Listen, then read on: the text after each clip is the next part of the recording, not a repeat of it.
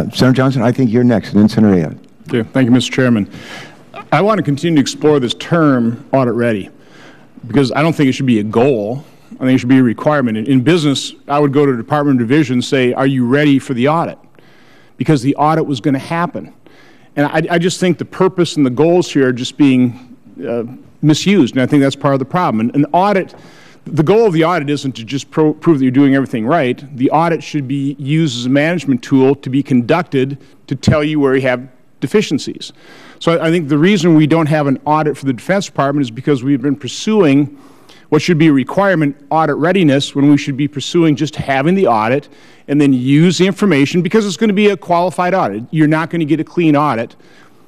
But the goal would be then to utilize the information from the audit to drive your management. So tell me where I'm wrong there. Tell me why we're pursuing what I think is the wrong goal, and why don't we just start conducting audits? You know, a couple of years ago, we knew we weren't ready, and we would have simply wasted time. The auditor probably would have come in and said, you're not even close, and so we would end up paying them to do nothing. That was the point. First of all, I totally disagree with that assessment. Okay. I do not see how spending money on an audit to determine how bad you really are is a waste of money. Well, I would ask the GAO and IG if they agree that we 2 or 3 years ago should have immediately begun an audit.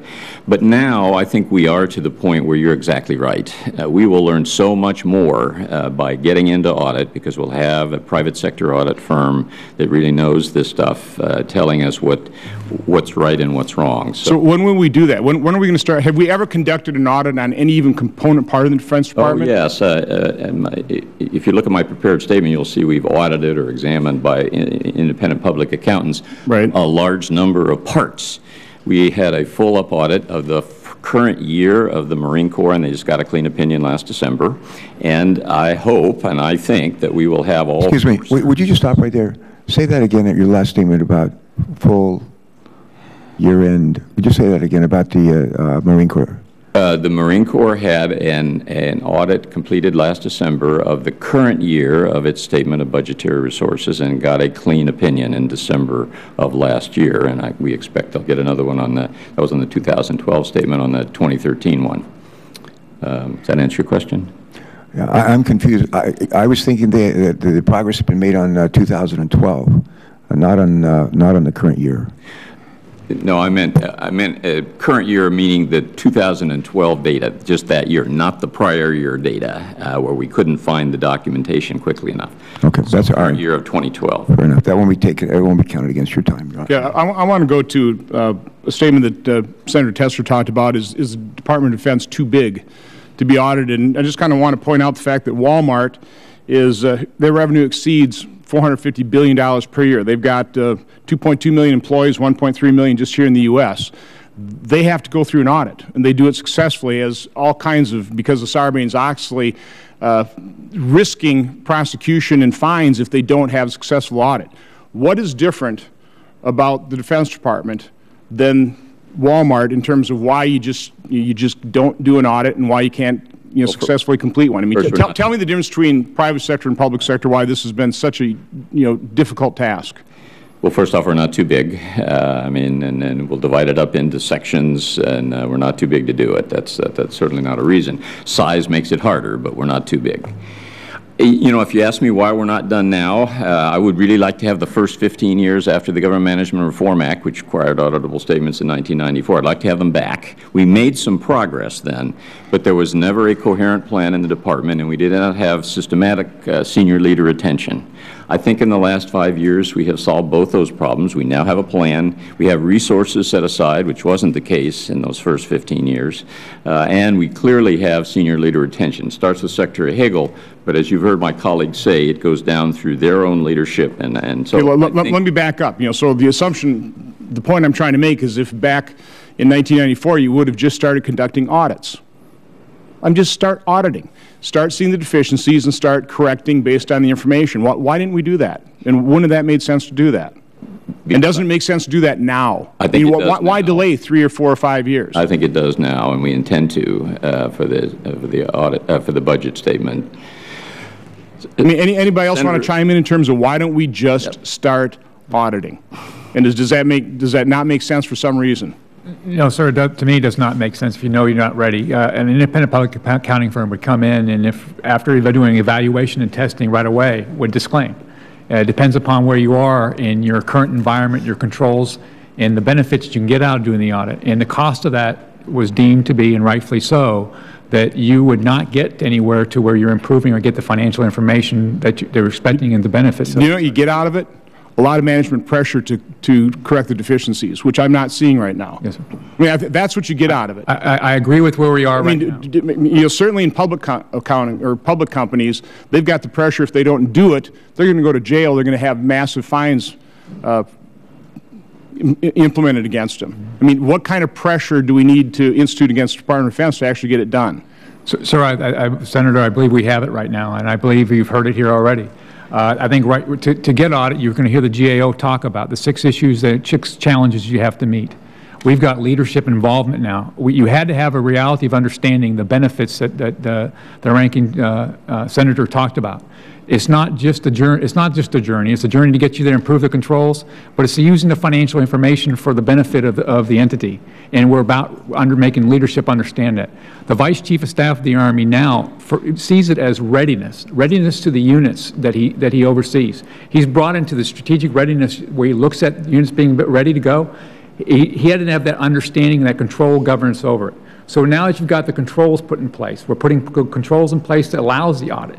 We had systems that didn't talk to each other. I don't know how we got to where we were. I understand. But again, let me get back to the point. How much of the Defense Department has undergone an audit? What percentage?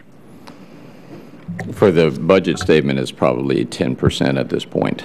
I think for the budget statement, after September, I hope it will be in the high 80s or more. How have you broken down this task into components? What are the components? Is it strictly by service branch? How have you broken it down? More than that, broken it down even further? Service, and then also each defense agency and some trust funds on the side. But then we've broken it down, as my statement indicates, into various categories of information: military and civilian pay, our dispersing activities, the various activities that we conduct financially. And we have sought to improve those processes to the point where we can get an examination by an independent public accountant. We're not grading our own homework, and have them come in and say, yes, it's either right, or no, you got to do the following things. Is part of the problem there is because those systems are system-wide, and they become massive. It becomes pretty difficult to get your arms around that. Again, in a public company, you'd audit a division or a department, and you knock it down to small enough component parts, and you complete, basically it's like cleaning out a garage. You go in the corner, and you clean out one of the corners first. I mean, have we made this so massive, have we made this such a process that we're just not getting it completed? I don't think so. I think it's been a lack of a coherent plan and attention in the first 15 years. I think we've got them now, and you're seeing the results. We're going to be under audit, I believe, starting in October or November for the fiscal 15 statement on most of the department's budget. Okay. Well, thank you. I'm out of time. Thank you. Senator Johnson. Thank you, Mr. Chair. I want to just go back to the discussion of the goal of what we should be looking at in terms of an audit. Again, from my standpoint, the goal of an audit is to provide management information. And what I'm hearing, maybe I'm making an incorrect assumption here, is the goal is, in terms of the Department of Defense, is get audit ready so that when you conduct an audit, it's going to be a clean audit. I mean, am I misreading that? Well, it's a step on the road, Senator Johnson. We got to get close enough so that we're just not wasting the public's money with an audit. But no, the goal is to have accurate information and have the audit attest to that. Okay. Again, I would just, and I'm glad a couple members of the panel have somewhat agreed my approach is conduct the audit and use the management results. I want to talk about the component parts, how you break this thing down so it's manageable. I think you called it accessible units. I'd like to call it accountable units, because I think it's, leadership is key, but the way you're really going to get results is if you hold people accountable. So I want to go back to how have we broken down this, which is obviously an enormous task, but I go back to my private sector experience here is, you got a large corporation, you're going to have individual divisions. Within the divisions or different companies, you also have individual departments. Each one of those departments, every one of those divisions, every one of those individual companies is accountable for their own successful audits. Sometimes those audits are done by totally different firms. I mean, wouldn't that be part of the process to do this successfully, is break this down into smaller component parts and hold those individuals accountable? And again, also putting pressure on individual units. Here, you've got the Navy, you've got the Marine Corps. Hey, we have a clean audit. What's wrong with the rest of you branches? I mean, setting up just that type of pressure. Yes, Senator, I would agree with you. We have broken it down both in terms of the fire, in terms of doing that with the statement of budgetary resources first, and then moving out broader into existence and completeness. I think somewhat slightly different each approach in terms of services. One of the things we did, we followed upon, again, the Corps of Engineers. We also looked at it as we fielded the new system, our first exam. We decided to exam across 5 different business processes, and did it at the first 3 installations that adapted the general fund enterprise business system, a new system. The next year, we broadened it out to 10 installations, did an audit of 8 of those business processes, and this year we audited the whole Army across all business processes for the statement of budgetary resources. So we have broken it off into small pieces and get larger and larger to show success and identify where we can remediate and make a successful audit overall. The other, and again, coming from the private sector, you're never going to get an unqualified opinion if you don't have prior years' experience. And because we're not doing audits, I mean, is that a bit of a problem in terms of a clean audit? Which again would speak to, certainly say let's start auditing so you have that prior year experience. I believe so, Senator, and I think my earlier statement is if you're not ready, you're not ready, you won't get the benefit out of it. We believe we're starting to get closer and closer to ready. That experience, and some of my colleagues here talked about it, they're building the culture of an audit, making sure that people understand how to be audited and that know that they're accountable. That's the lacking we had for many years in the Department of the Army. People who are not held accountable to ensure that they were auditable. It's part now of their business. It's part of their process, part of their controls that they're responsible for, and they understand that now. That's part of the audit, builds that kind of accountability. So one of the things we've seen is we've seen competition between commands now. Hey, I want to show that I'm better than the other command, and I'm getting the results better. FORSCOM, if you go to FORSCOM's website during Exam 3, you go and click on the 4-star general's website, and he would have by installation the results of their individual audits of their documents, whether they turned them in on time and whether they are right or wrong.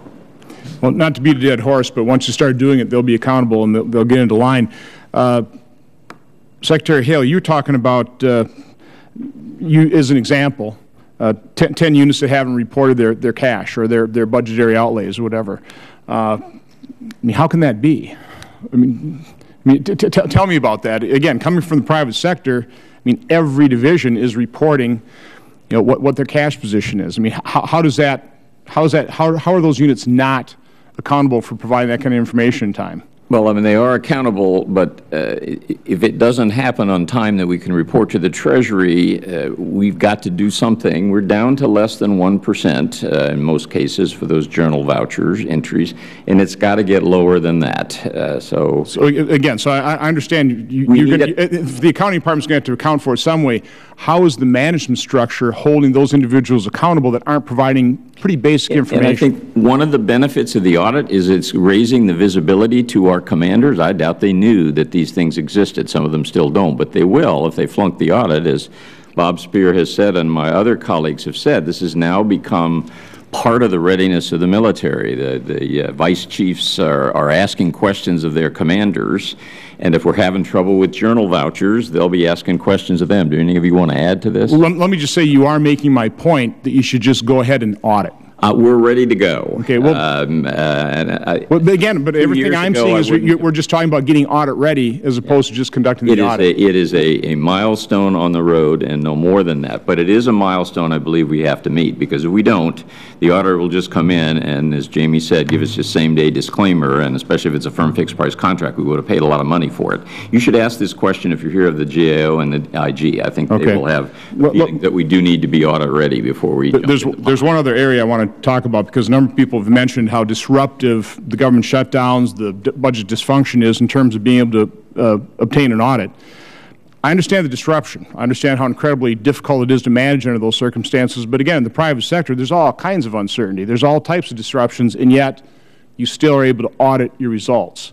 I mean, specifically, why does that really affect your ability to get an audit unless it's just a personnel issue? It slowed it down, no more than that, no less. I mean, we furloughed 650,000 people, both their morale, their paychecks, and the time they had were affected. But I agree with you, we got to work beyond it, and I'm hoping it never happens again. We need to work hard with the Congress and the President to make sure it doesn't. Okay. Well, thank you. Thank you, Mr. Chairman. Thank you, and thanks for Thank you, Senator Colburn. And I mean, I agree. You need to use the audit as a tool. My background is in manufacturing, where you realize you have to have a process that's in control to produce a good product. And I want to talk about accountability in a manufacturing setting, because that's the kind of accountability I'm trying to talk about and drive in this process here. Not so much when something goes wrong, you hold somebody accountable by firing them. I'm talking about up front to maintain and keep a process in control. So in my plastics manufacturing business, the most significant thing we ever did in terms of improving quality and maintaining quality is we required every operator to attach their initials to every roll of plastic they produced. They were going to be accountable. If that wasn't high enough quality, if that piece of plastic was rejected, they knew they were going to be held accountable. It was amazing how that worked in terms of quality product. And so that's the point I'm trying to drive in terms of what is the level of accountability, what is the report that's generated by Audit Ready? I mean, how do you hold anybody accountable for not being audit ready? Who's being held accountable? At what levels? General Reimer. Well, sir, as I said a moment ago, in my view, and I spent a good deal of time in the active and reserve components of the Army, so I think I can speak to some of this firsthand, is that when at the lowest level data is entered, whether it's financial data, it's payroll data, when it's entered, it should be complete. And commanders, the first level supervisors, in my view, should be looking at data to make sure it's complete. What we find oftentimes is it is not. We may see a number not accompanied by a description. Okay. And then we have I understand that that's a detailed problem, but again, I'm talking about this overall issue of how do we actually get this management information system up and running and being able to use an audit as a tool. When we're talking about audit ready, how do we hold anybody accountable for not being audit ready, other than, I guess, the Secretary of Defense saying, well, you're still not audit ready? Well, I mean, how do we hold those individual component parts, it has to be accountable units, accountable? Well, it has to be, ultimately it has to become a personnel process as well. It has to be built to the performance expectations of managers. Is there a report that's being generated that your unit, your service is not audit ready? Nothing other, sir, than the disclaimers that we do when we do an audit. Precisely. That's my point about what an audit would bring. Yes, sir. It's going to be a report that holds people accountable so you can work through that process to actually, squeeze efficiencies out of this process. Prevent these problems with the Anti-Deficiency Act. You need the audit. The sooner we do it, the better from my standpoint. Let's talk about those reportable units. I mean, in the private sector, again, that's my background. You get little companies, and they go through an audit. Sometimes those little companies then get bought by larger organizations, and we don't necessarily throw out that audit firm. That audit firm continues to audit that unit. And you can have an assembly of hundreds of individual divisions, all being audited, all being held accountable. But in the end, you do need information flowing up to the center so that the consolidated set of books can be audited as well. And that's basically what you're talking about in terms of 140 different feedable systems into an ERP system, which, by the way, I've seen, whether they're MRP or ERP systems, be a disaster in the private sector. It's incredibly difficult unless you really look at the component parts and understand exactly what information needs to feed that overall system.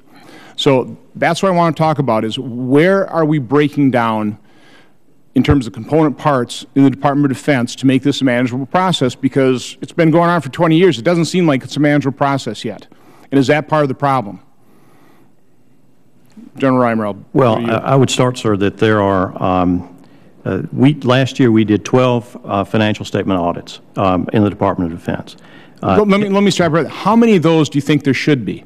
How many different component part audits do you believe there should be in order to drive accountability down? Should it be 12? Should it be 100? Should it be 1,000?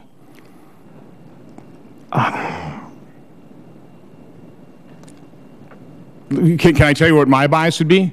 About 1,000. I mean, you've got to, you know. 1,000 sounds like a good number then, sir.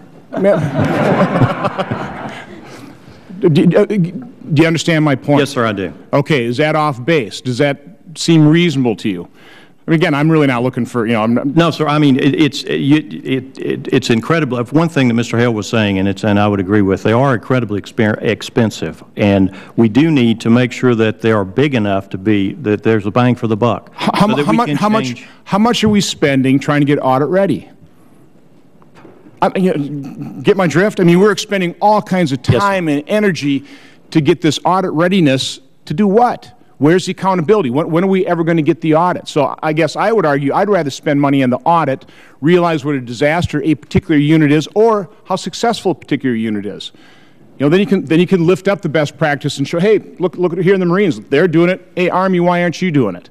Or even within the Army, the different divisions. You know, this commander over here, he can do it. Why can't you? Why aren't we utilizing this as a real management tool? But again, getting back to the component parts, I mean, what would be, I mean, again, I don't want you using my answer. Just think about it. I mean, should we be talking about hundreds, thousands, tens? I mean, what would be the appropriate level to have individual audits to drive that accountability? Well, sir, one way to look at it might be a unit who commands the unit, who owns the unit. Does that person actually have control over the numbers, or are they managing with the numbers? So look at it organizationally. Is it 10? 10 is the OMB requirement. Right now, I think 10 reportable units, if I'm not mistaken. 10, I think, probably is too few, but frankly, we are doing a lot more than 10, but they're not necessarily financial statement audits. I would explain that there's a lot of financial auditing that are not necessarily financial audit attestation audits that are going on. So there is financial accountability beyond just the financial statement audits. Well, again, I really would try and look at a private sector model and transfer that over to the Department of Defense and go, how can we break this up into accountable component parts, and then utilize that process in terms of figuring out, where the audit should occur, how many audits, and how would those feed into, I guess the 10 big OMB audits, and then in the end, an overall audit for the Defense Department. But get off this, we're not going to conduct an audit until we know we're going to have a clean audit, and instead use audit as a real management tool, which is what it really should be. Again, thanks, Senator Coburn. Thank you. Thank the witnesses.